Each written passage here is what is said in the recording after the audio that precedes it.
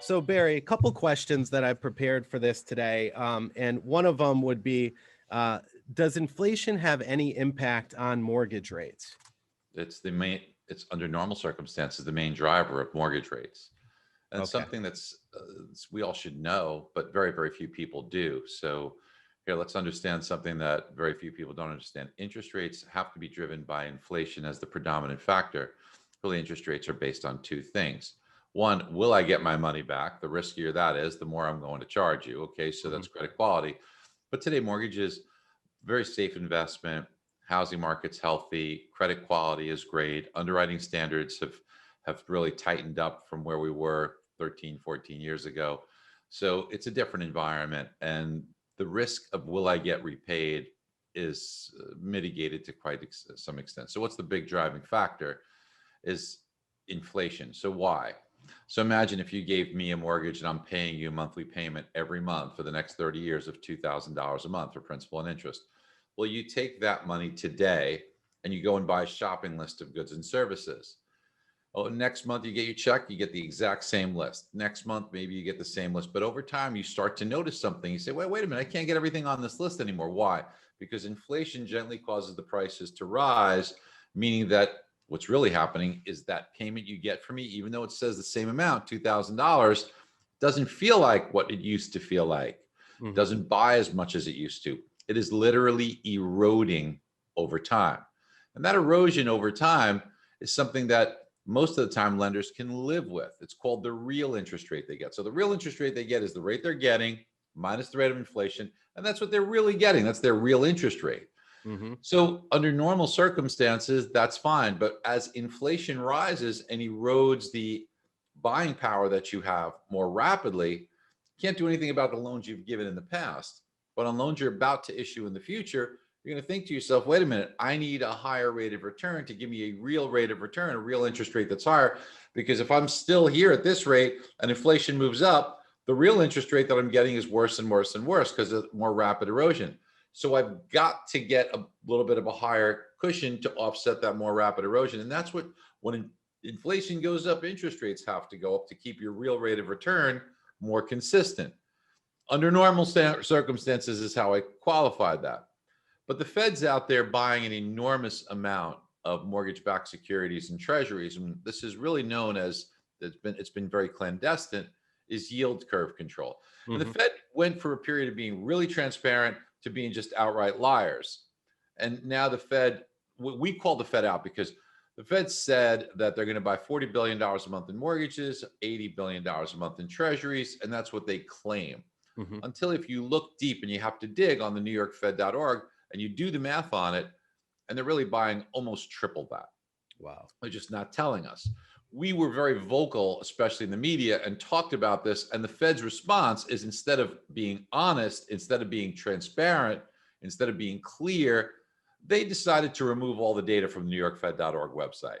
So now you really can't find out. But they did one change, and it's subtle. And only if you were looking for it did you find it in their statement. Instead of saying, we will buy $120 billion a month, it's changed to, we will buy at least, the two words that they added to cover their butt for lying about this whole process. So what's going on here is, if the Fed weren't buying, then interest rates would be a lot higher, because there's no way you can have a rate of inflation on the CPI, the Consumer Price Index, the core rate of inflation, which strips out food and energy. It's 3.8%.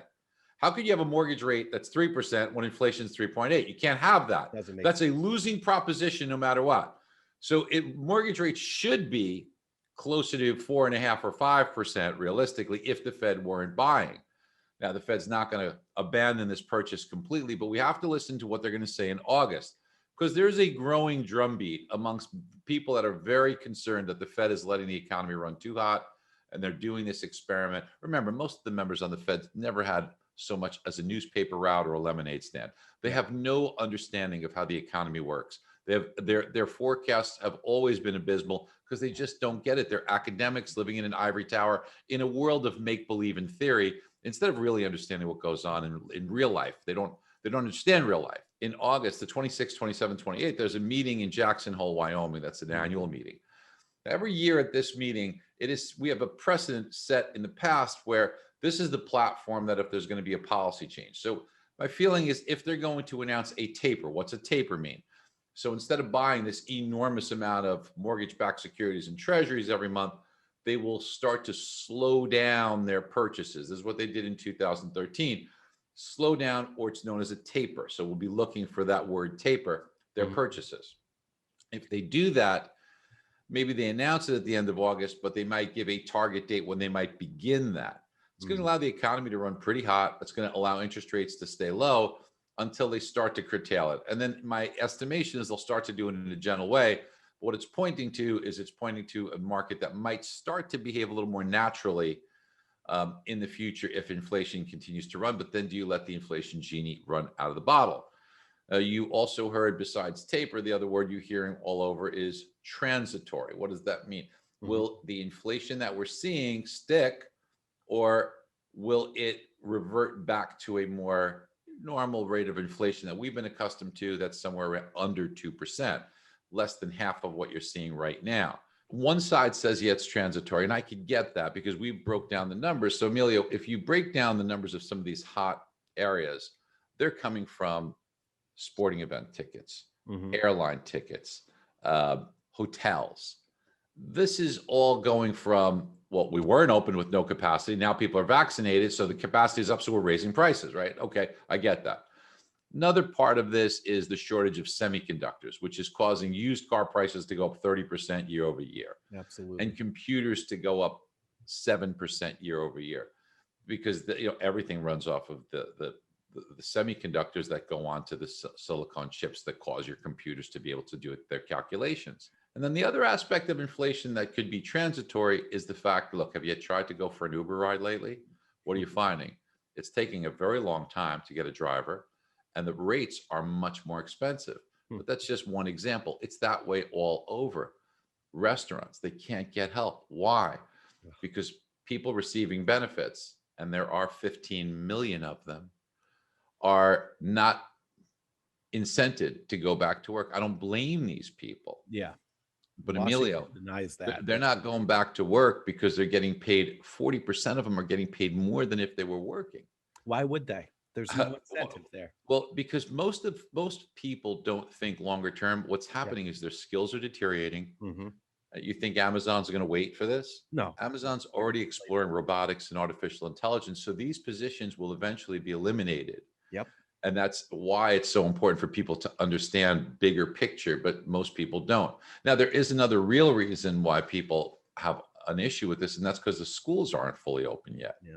And when the schools aren't open or daycare is not open, well, I want to go to work, but we'll have children or a child. That's not as easy to find a place to safely put my child. So I get that.